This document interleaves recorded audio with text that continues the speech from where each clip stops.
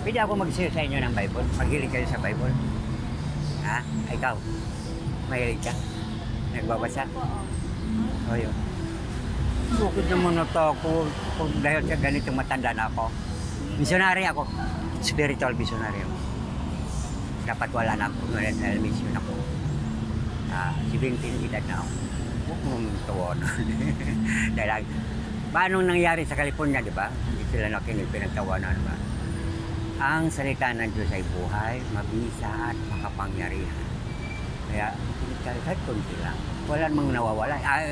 Doon nga, pinagtawanan ko, iwanan ko na kayo. Bahala. Si Lord ang bahala.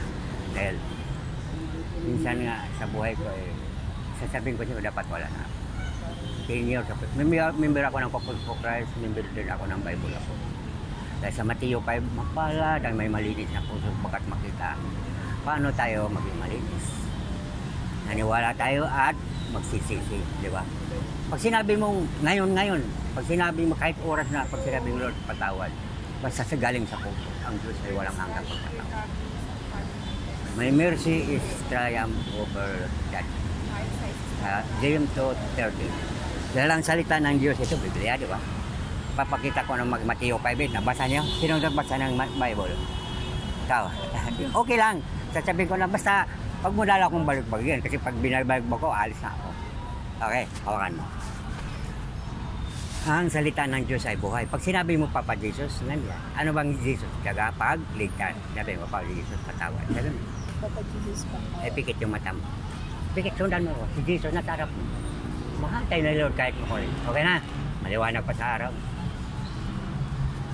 Papa Jesus, patawad. Sabi mo, papatawad. Papa Jesus, patawad. Papa Jesus, patawad. Sandali lang mabigasin, pikit na lang. Si Lord nandiyan, pikit na pa. Ang Lord nandiyan lang, kaya nakapikit dali. Ang Lord Espiritu. Okay na? Papa Jesus, patawad. Makikita ng Lord.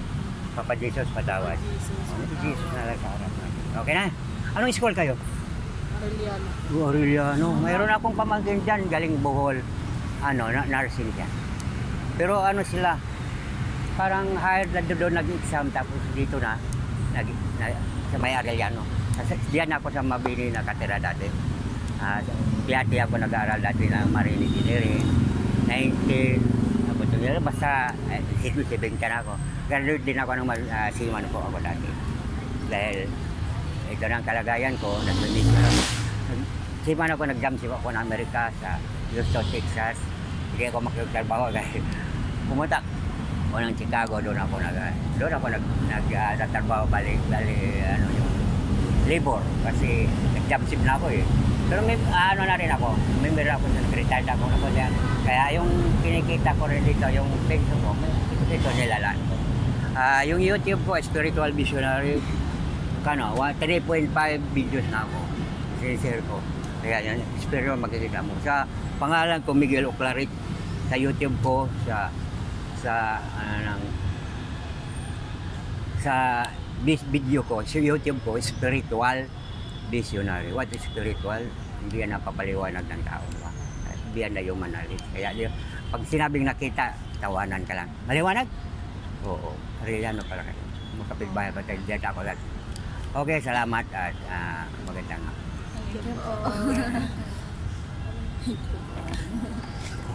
Patay na.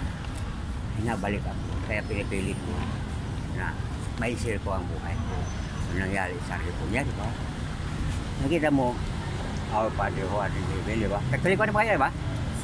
Hawakan mo, hindi mo ko makita. Ito yung makikita mo. Pigit mata mo. Hawakan mo lang. Ama, patawad. Sa mismo makita mo. Yan, pigit mata. Yan ang mayari ng buhay natin. Okay, maliwanag? Hawakan mo ko dahil. Dalawa kayo sabay.